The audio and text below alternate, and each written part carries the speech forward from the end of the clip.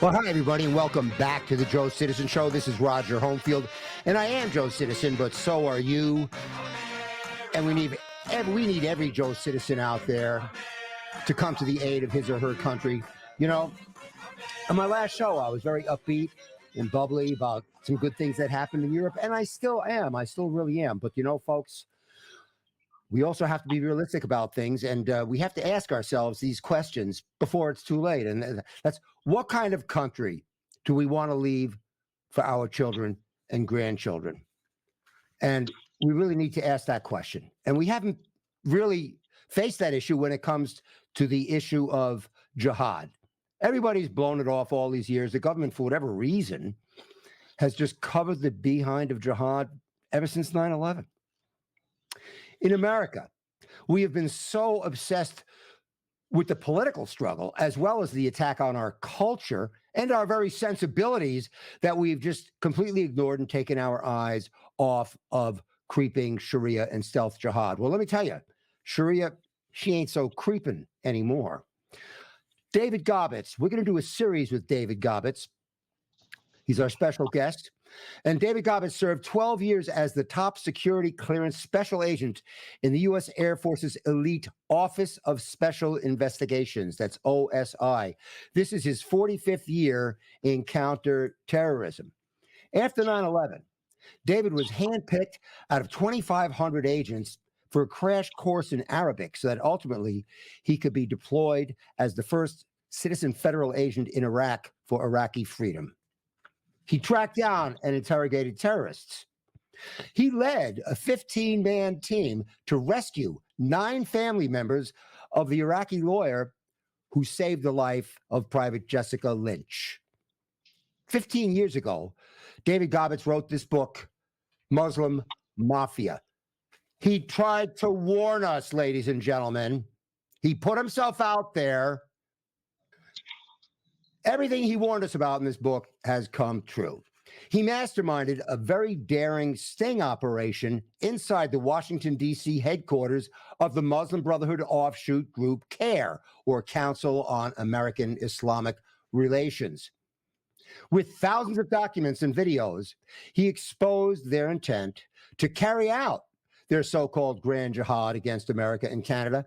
Now, no one could believe that an Islamic takeover like this was possible back then, and almost no one believes it now either. But we really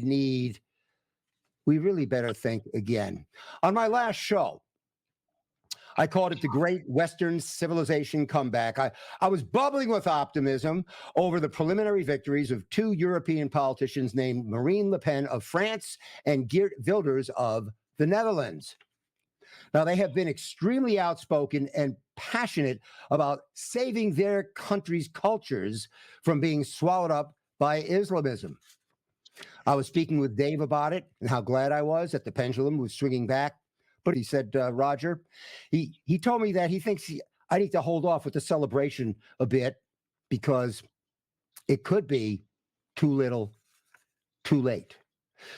So then the question begs, well, what exactly is it, and what exactly could be too little, too late, and how are we going to deal with it? David Gaubatz, welcome back to the Joe Citizen Show. Thank you so much, Roger. David, is it literally the Islamification of the host nation when Muslims take power of all the governing bodies of that host country and declare themselves to be an Islamic nation? Well, I think it goes beyond that. Muhammad meant a caliphate and an Islamic Ummah nation to be worldwide under strict Sharia law as he meant it over 1,450 years ago. Wouldn't they be going like one country at a time? Would it play out like that, where, you know, just one country falls at a time, like dominoes? I think it's going to go 1, 2, 3 countries, and then they're going to go all out for a complete worldwide Ummah nation. Yes, of course, they're going to pick off 2 or 3 at the beginning, and then they're going to feel so powerful that they're going to go for the whole world, which they're trying to do that now, but it's going to come about at some point. They are very, very patient people. They don't care if it takes 5 years, if it takes 500 years. They've been working on this for 1,450 years.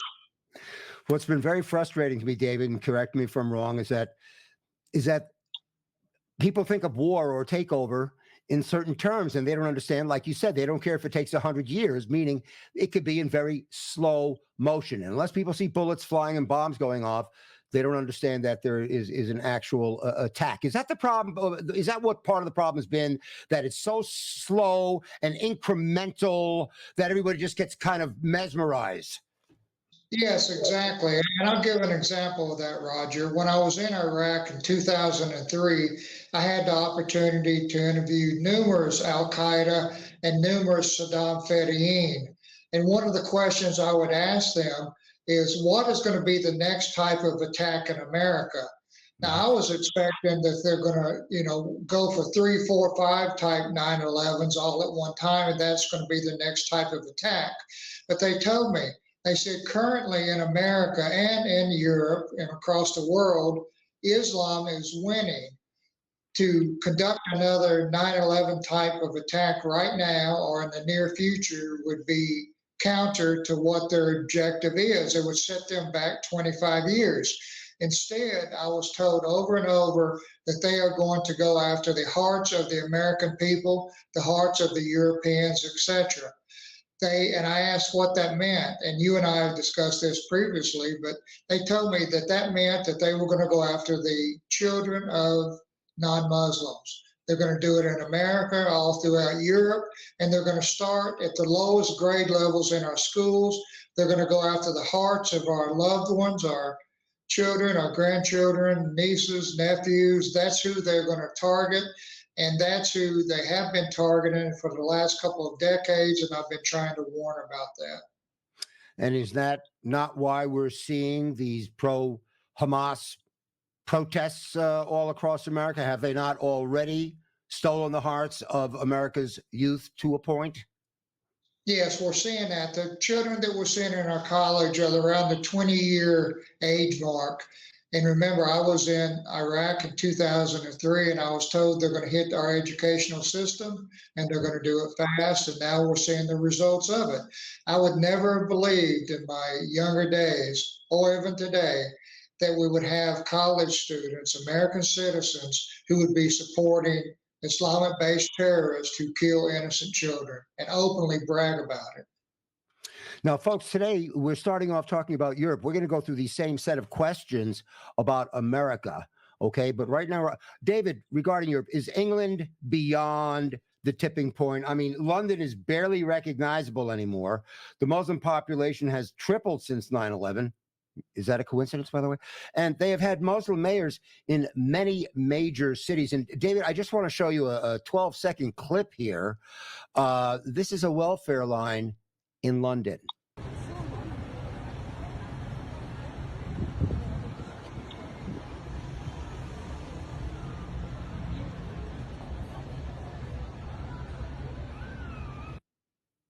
I don't know if I got the beginning of it or you get the full breadth of it, but it was a very long line. I just wanted the folks to see something. If you were in London and you were standing on that street, you say, what is this gigantic line? Because it was just as long on both sides. I don't know if they could see that.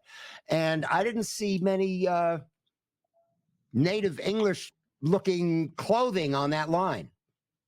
No, I didn't either. And that's very interesting. My family and I were stationed in England near Oxford from 1984 to 1988, 4 years. We loved it. It's a beautiful country.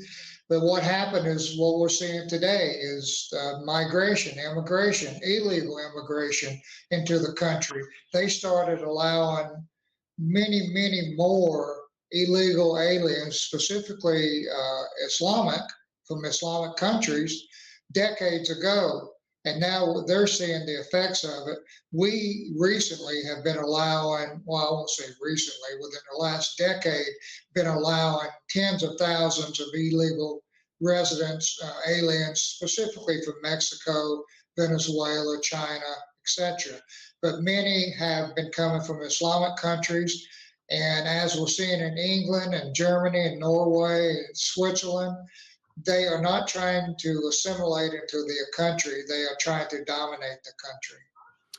They come into a country with the intent to take it over. Does England have any shelf life left at all to come back, or what happens? What happens from here with England? So I would say England, based on my assessment, and I did research while I was in England as well. And as I've talked to you before, I've been in over 425 mosques in America alone. I think England, Europe has already passed the point of no return. There's always that fine line in the sand. And I think it's already been crossed. There is a slight 1 in a million. Your chances of winning the lottery are probably better. You're going to get some good people that go into the European countries as leaders. They're going to try to put a patch on the hole that's leaking, but they can do it temporarily. But the damage has been done. Are you saying that France and Germany are just as far down the path as England? And all of Europe is already too far gone to save their country. They can come back temporarily, try to fix the problems, but once you've got a complete flat tire, there's no fixing it. It's only temporary patches. Well, David, if they succeed, how would that exactly look? I mean, considering what happened in Iran after the Shah left, because they were very westernized, right? And in Afghanistan, as soon as we left, because the women in Afghanistan were free for 20 years, we took off, bang on a dime like that, the way we did, and then they were back in the hands of the Taliban. So if this is really going to happen in Europe, how would the non-Muslims or infidels be treated? Well, one only need go to Afghanistan or to Saudi Arabia or to Iran to see how non-Muslims are treated. I have been to Saudi Arabia a few times as a part of the member of the government, and I can tell you that is not a place you want to raise your families. They do not care about non-Muslims. They're openly, they would say they do not care about non-Muslims. And they treat you as not second, but third and fourth class citizens in those countries. I think that's what, unfortunately, the people in Europe are going to face. When you make decisions, bad decisions, sometimes you've got to live with them in the long run, and they're not just temporary. We're going to take a very short break. We're going to be right back with Mr. David Gaubatz. Now don't go yelling racist whenever we disagree, 'cause that would just be lying to push your policy. Yeah, this is jihad stupid, so smart we just can't see, 'cause one of these days this jihad's gonna stomp on liberty.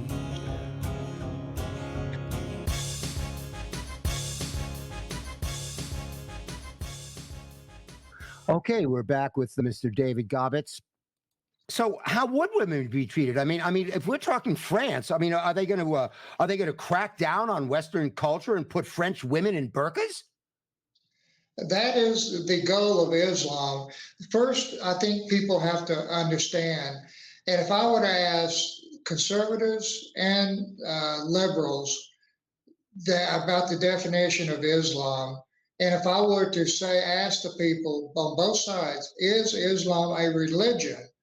The majority, I would say 99%, would say, of course, Islam is a religion. We should not be cutting down other religions. Well, I can tell you, based on going undercover in 425 mosques and the thousands of pieces of Islamic material that I've got from Iran, from Saudi Arabia, and Pakistan, etc., Afghanistan, this is how they define Islam. Islamic scholars. It doesn't matter how Dave Gaubatz defines it. Let's go with how they defined it. Mm-hmm. In every mosque that I went to, this is how it was defined. Islam is a political, economic, and military ideology that uses religion as a tool to achieve their ultimate goal. They only use religion in order to achieve their ultimate goal. Now, what is their ultimate goal? Again, according to Islamic scholars in the Quran, The goal of Islam is an Islamic Ummah nation worldwide under strict Sharia law. And they do it, it is, again, a system political, economic, and military. And it can be fought. The ideology, many people say the ideology cannot be fought. You cannot defeat an ideology. I would disagree with that, and that would probably be one of our shows on how, if we are to defeat the Islamic doctrine, Islamic ideology, I will go into detail about how to do that. David, if Islam was a ladder and there was a rung, where would religion be on that ladder, and where would jihad be? Jihad, well, jihad will be at the very top in order to the pen, the tongue, and the sword. They will first use the pen and the tongue, articles, books, interviews, etc. And then when it's time, they will use the sword, the physical part of jihad, which is jihad qital, Qital. That's the physical part of jihad. Religion is at the very, very bottom because, again, Islamic scholars will tell you Islam is not and never has been meant to be a religion. It was a tool, an ideology to achieve worldwide domination under Islam and strict Sharia law. David, do you think that they would impose a jizya tax? And better let our folks know what that is. Well, it really, again, it doesn't matter what I think. They say that they will, and they do that, and they have done that for 1,400 years. They will tax non-Muslims, and it'll be a very high tax. It will either be accept or death. You only have two choices within Islam. Go with what they say, or you die. Convert or die. Convert or die. Unimaginable to think in the 21st century, and yet here we are. David, how in the world did this happen? Is the European Union to blame for flooding their countries with massive immigration? Why did the European Union flood their countries with migrants that they knew were not going to assimilate? Well, I think that the plan had started again over 1,400 plus years ago. It didn't just start in the last 100 or 200 years. You would have to put the blame, not necessarily on one group of people, but you would have to put the blame on the political leaders over time. They have allowed this to happen. That we Christians, the overall Christians and Jews are very, very good people, innocent people. They're very welcoming, and they took advantage of that. Islamic scholars study the mindset of the Christians and the Jews, and they study how our Constitution is set out and the laws within our Constitution, and they use that against you. They will use anything that they possibly can against you. And they've done that for 1,400 years ago, and we're so naive. And we're so naive and good people that they've taken advantage of it. But you're saying that the European Union, they actually got bamboozled themselves. They got taken in. They got taken in between the taqiyya and everything else. They didn't want to be Islamophobes. They wanted to be politically correct. Are you telling me that they were simply sucked in and that there was no nefarious agenda underneath that? Yeah, I think the majority of people, when you talk about Islam and you talk about the bad parts of Islam, like what happened on October 7th, people think it's just a very small group of people who actually did that, and that 95% of the other Muslims do not want anything to do with that whatsoever. But it's just like in the military. Less than 10% of the U.S. military actually fight in combat. 90% of the people in our military support the fighters. It's the same thing within Islam. You may have 10,000 fighters of Hamas, but then you have hundreds of thousands of people who support the actual fighters, the Mujahideen fighters. And it's the same thing. We think it's not just 10,000 people, but we have to look at Islam as Islam. Look at what the ideology says, and we will understand that there is no, and it's hard for us to say this about someone else's beliefs, but there is no good religion as far as Islam. Islam is not a religion again, and there is no good in it. There's no loving, there's no compassionate, there's no peace. And this comes directly from Islamic scholars in the mosque that I go to inside America. You know, America's under the threat from so many things. Do you have an opinion on where New World Order or One World Government or the World Economic, do you have an opinion as to what place in any of this they may have? And if they don't, how do we have these two things coming at us? And how is it that they work together so well? Well, I think you got the red-green axis, and I think that's important to show that Islam will partner up with anybody, non-Muslims and Muslims, if it will advance Islam. And throughout the years, that's what they've done. For instance, many people believe that Saudi Arabia, that they are our friends. We have bases in Saudi Arabia. And they consider, most people, most politicians think that, well, they are the good Muslims and they are on our side, they are our allies. Saudi Arabia uses us just as Iran and others will use the European countries.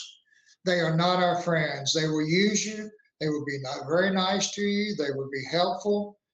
But just as we saw Saudi Arabia stepped in to help Israel after October 7th on a small scale. No one would ever thought that would happen, but it did. But they were only doing it because it's going to advance their overall objectives.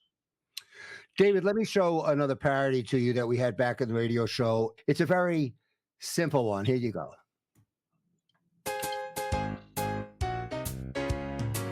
They got the whole world in their plans. They got the whole wide world in their plans. They got the whole world in their plans. That's the Muslim Brotherhood. They want to kill all the Christians in this land. They want to kill all the Jews in this land. They want to kill all the infidels in this land. That's the Muslim Brotherhood. We gotta wake up America while we can. We gotta wake up America while we can. We gotta wake up America while we can. They want the whole world in their hands. They want to spread Sharia through this land. They want to spread Sharia through this land. They want to spread Sharia through this land. They got the whole world in their plans. It's political correctness. See what it's done. It's political correctness. See what it's done. It's political correctness. See what it's done. It's gonna kill the USA. Our country's gonna fade away. It's gonna kill the USA unless we grow some balls today.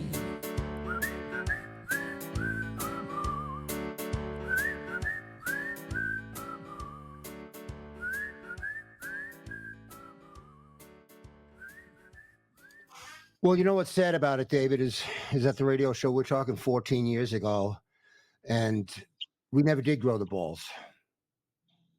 And No.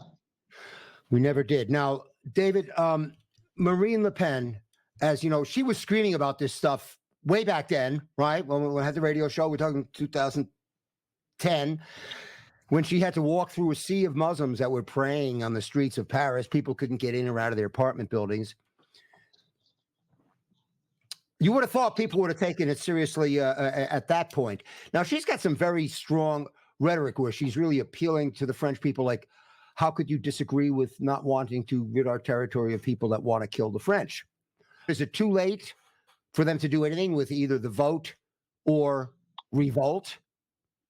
Well, I think it's very good what she and others like her are doing. And it's very beneficial because it does give our children more chances. It gives them that extra hope that things can turn around. But I think there is a line that can be crossed, and once it is crossed, it is difficult to go back. I will ask the audience this right here. How many people believe that there is good within Islam? Even right now, 99% of the people are going to say, yes, there's some good within Islam. Well, people across the world are going to have to accept that and be able to say this, and I don't think it will ever happen, but after going to over 425 mosques, talking to thousands and thousands of Muslims and Islamic scholars, they're going to have to accept that there is no good within Islam. Remember, Islam is an all or nothing. You cannot accept one part of Islam, one part of Sharia law. A Muslim can't say, well, I like this part, but I don't like the physical jihad, or I don't like child marriages. I think if a Muslim were to say that Prophet Muhammad was wrong to marry a 6-year-old child, that person is subject to death. Is there any ideology, or even if you want to call it a religion, that advocates harming a child? If they were to do 99 out of 100 things very, very good, which they don't, but say they did do 99 things good, but in their belief they were firm that it is okay to marry and abuse a 6-year-old child, can that religion or ideology be good? No, it can't be. It simply can't be, even if it just had that one bad aspect, but they have dozens of bad aspects. And I don't think you ever convince the majority of politicians nor the people that that Islam is strictly 100% bad and dangerous for the world. It's almost impossible to come out of the mouths of an American, because we were brought up since birth to like and respect everybody, especially groups. We were taught, it was so ingrained, never to hold a group responsible for the acts of few. And yet the jihadists, through their use of taqiyya, they have bamboozled the entire world into flipping around that good-heartedness, that belief in the good of people. And sadly, it's been used against us. We're going to have David Gaubatz back for episode 2. We've got an incredible amount of material to cover and so many things to hear from David Gaubatz. David, thanks so much for being back on the Joe Citizen Show. Thank you so much, Roger, and I'll be talking to you. Okay. American hero, ladies and gentlemen, he truly is. And I'd so much rather be talking about things like baseball and this and that, but we just can't. We can't. And it's not fun to talk about things that are dark and sinister, such as this. And yet, if we don't, who will? It has to be done. It has to be brought up. And if you don't believe me, Google and start looking at what's happening in England. Look what's happening in France. Look what's happening in Germany. Find it for yourselves. Look for it and see it with your own eyes. So look, when we have David Gaubatz back for episode 2, we're not going to talk Europe. We're going to talk America. I'm so confident. America's always landed on her feet, and we have to do it again. But we've got a lot of obstacles. We have a lot of obstacles, but we can do it. But we do need to wake up to what is actually happening. This is the Joe Citizen Show. I'm Roger Homefield. Thank you for being with us. So long, farewell, bye-bye, so long. See you in November at the polls where we are gonna have our say. Better see you in November. It's our chance to throw these fools away. Counting the days till we're rid of you. Counting the hours and the minutes too. Bye-bye, so long, farewell. Bye-bye, so long.